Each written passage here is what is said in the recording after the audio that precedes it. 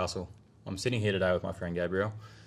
The reason I'm having this conversation is because there's been a lot of talk about refugees in the media by politicians in the last few years, it's in Australia but also in other countries in the world. I found a lot of this debate has been derogatory, it's been negative, and there's been a lot of people talking about refugees, but I've noticed that there hasn't been a lot of space for refugees to tell their own stories. So that's the point of this exercise today. So Gabriel, thanks for joining me. Thank you, bro. Now, you're a Dinka man. I am a Dinka man. So tell us, the people at home, what does that mean? Dinka, Dinka is a large tribe in South Sudan. When you call Sudanese, Dinka people, they are very large tribe in Sudan. Dinka, we call nomadic. Even one know about nomadic. Nomadic people is the people move from place to place with cattle. So Dinka people keep cattle, they keep goat, they keep sheep, and they move from place to place so they can feed the animal, cattle. So Dinka people, they are very strong, tall, so we depend on our animals. So we drink a lot of milk. We grow our own food. And also, we are warriors, we don't like people come take our thing. So we don't go and steal, but if someone come and take our thing, we fight them back. You protect what's yours. We protect what we have here. So, but we depend in our animal, cows are more important for us because we use them for dowry.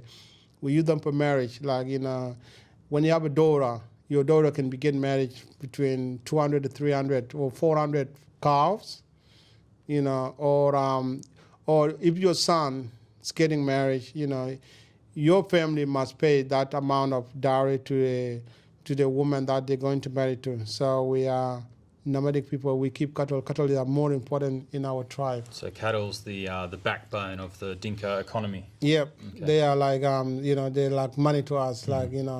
Yeah, the cattle is more important to us. Okay. Yeah. So your family were farmers. Yeah, my parent was a farmer. I remember my dad used to have a lot of cows. In my young age, when I was a young boy, he got a lot of cows, sheep, goat. And he's a hard worker. He used to get up like 4 o'clock in the morning and go in the farm, grow his own veggies. We grow veggies, and also we grow sorghum, we grow millet, we grow peanut, we grow sesame, like sesames. Yep. This kind of thing. We grow a lot of things like that. Yeah. So our land is very rich, like really rich. We got so much beautiful thing that in our land. So good soil. Yeah, good soil. Yeah. So whatever you put in that soil, it grow really well. Yeah. Yeah. So it sounds like your dad was a busy man. Very busy man, very busy man. Yeah, it was like with our tribe, you must work hard. You have to work hard to get somewhere. If you don't work hard, you got none. You got nothing. And the more you work, the more you become successful, and the more you have more dowry. You have a lot of cattle, like cows, because you're buying them. People will like you because you have that. Yeah. So it's like the harder you work, the more you produce, and the more you're respected in the community. True. Good. Yeah. Okay, so that's your dad. Dad's a farmer. Yeah. Well, was a farmer. Tell me about Mum. My mother used to be a housewife. Everyone have his own job in the family. So the man go out and produce, make the food, come into the family. The wife in the house is to look after the kid. Make the food for the family, make sure the family eat well. Look after the husband very well, because you look after the husband very, very well, and make sure the husband eat very well. Keep him healthy. Yeah, keep him healthy and keep the kid healthy too. So the man can go for hunting, can go and grow the food, can go in the bush and take the cow to the bush to eat grass. When he come back, woman can go and milk the cow. Okay. And cook the food. So the women did do some jobs, like milking the cat. Yeah, they do. They work. Women work. They do a lot of work. So everyone is busy working. So it sounds to me like it was a hard life, but a good life. It's a good life. It's a very healthy life. because everyone, is doing something. Even a woman can go into the farm and grow. So you don't sit. Woman doesn't sit home and do nothing. Everyone have to do something. Okay. When you are 5 years old above, you must work. They will teach you how to work. The more you learn how to work, the more you become independent later when you grow up to be a man. Or the more you learn how to work as a young girl, the more how you learn how to be a good wife later to someone who is going to marry you. Yeah.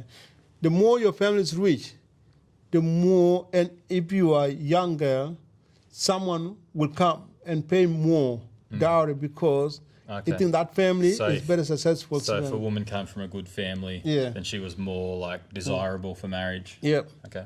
Yep. When you were a child, you grew up in this farming lifestyle. Yep. And then things sort of turned bad in Sudan. So things turned bad in Sudan. It's war. Like I was from Rumbek. Rumbek is like when I was, for what I remember when I was young, Rumbek it was very big, very nice city. People get along very well. You can work at night time, no problem. You can work at daytime, no problem. So tell me, how did the trouble start in Sudan? So I think a lot of people know, there was a war there. There was a war. How did it actually begin? Or what's your memory of it? What's the first memory you have of war and conflict? My first memory, I was a very happy child in the family. I was the first one of my mom and my dad. My dad was married. He had his wife. I have older brother. But from my mom's side, I was the first child. So my dad used to love me a lot. I was very spoiling child. In the morning, I used to go to the farm with my dad and grow food and doing a lot of things. I used to look after the, baby cow. It's called calf. Yeah. Yeah, I used to look after them, when I was very young. I was happy child. That's what I remember from my dad. And then the war broke out in the city, Rumbek city. All right? That time, my mom and I, we went into the city. Right. My mom took me into the city. All right? And then we lived in the city. So for a few months before the war broke out. Right. Okay. In the city, it was managed by Arab. Right. Yeah, it was managed by Arab. The leader was Arab, from the north. From the north. The north was controlling Sudan. Right. Yeah, all over Sudan. Yeah. So my memory when I was a young boy, I can see a lot of, army truck passing around. People carrying a gun. Okay. People was carrying a gun, and also uniform, like all this military uniform.